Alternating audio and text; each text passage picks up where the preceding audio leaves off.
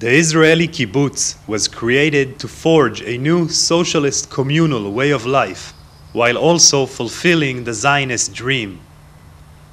More than 250 of these settlements were established in Israel throughout the 20th century. In kibbutzim, members farmed communal land and worked in community factories in exchange for the kibbutz taking care of all their needs. But maintaining the kibbutz way of life through 3 generations, with the world around becoming more and more capitalistic, proved to be a hard task. Professor Reuven Shapira investigated what has become of the kibbutz experiment. Today there is many kinds of kibbutzim, but mainly they are differentiated between communal kibbutz and renewed kibbutz, which is a euphemism for a kibbutz that became capitalistic. Shapira says that currently there are 186 kibbutzim that fall in the second category. Instead of the kibbutz providing people with their needs, they provide their needs by having a salary from either outside the kibbutz or inside the kibbutz. Means also a kibbutz member who are working in the kibbutz have a salary.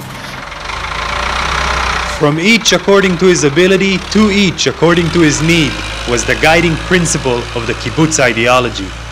Uri Eshel, a member of Chatzor, a renewed kibbutz, explains that the Marxist philosophy had to change because Israel did. מהתקופה שבה הקיבוץ היה יקיר המדינה ולמדינה היה שווה לתמוך בו. עברנו למצב שהמדינה יותר לא רואה בקיבוץ בעצם ערך ששווה להשקיע בו.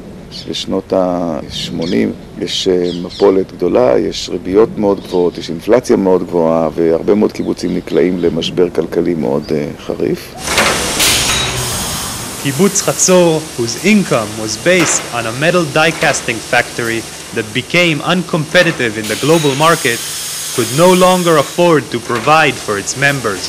ב-2006 עברנו למודל שאדם יתוגמל על פי מאמציו, כישרונותיו ויכולתו, ולא באופן שוויוני. מודל שמאפשר לחבר לקבל חלק מהכנסתו לתקציב האישי שלו. למה חלק? כי החלק אחר הולך לערבות הדדית. זה המודל של רשת הביטחון שמקובל היום אני חושב 2/3 מהקיבוצים. The few kibbutzim that have remained communal are all ones with successful businesses. Kibbutz Be'eri in South Israel owns the largest high-tech print factory in the country, which makes an estimated $100 million per year. זה המון תלוי במידת ההצלחה הכלכלית שלך. אני לא חושב שאפשר לקיים קיבוץ שיתופי כשאין מאחוריו גב כלכלי חזק. In Be'eri's dining room, kibbutz members eat for free. Life here is still communal, but it's no longer the kibbutz Salvi knew as a child. יותר ויותר אנשים רוצים לאכול במרחק משפחתם. המשפחה היא נהפכה למרכז העניינים בקיבוץ, כמו קיבוץ של פעם. קודם כל היה הרעיון הקיבוצי, קודם כל נחנך את האנשים, קודם כל נדאג לעתיד המדינה או למדינה. המשימתיות הייתה במרכז העניינים. היום אין פה משימתיות, היום אנחנו חיים כי זה נוח, כי זה טוב. המשפחתיות נהפכה למרכיב מאוד מהותי בחיים. לכן הארוחות הערב, המון אנשים כבר אוכלים בחדר, בבית. אנחנו אוכלים הרבה בחדר אוכל. אנחנו אוכלים הרבה בחדר אוכל. לפעמים אנחנו אוכלים בבית, כי במיוחד אני מרגישה את הצורך לפעמים בפרטיות ובלאכול רק עם המשפחה שלי. עוד מעט. הנה.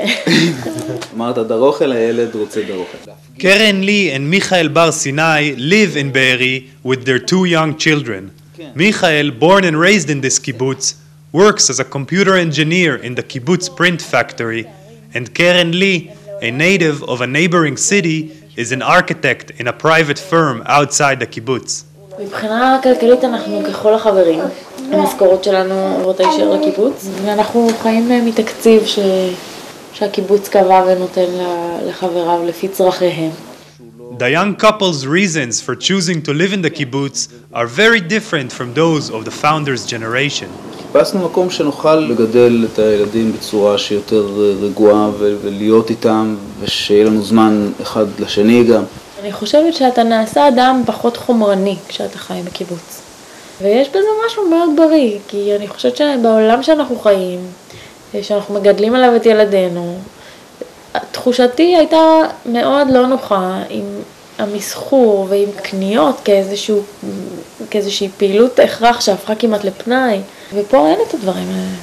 The vision and mission of the kibbutz founding generation is long gone, but at least for now the kibbutz experiment continues.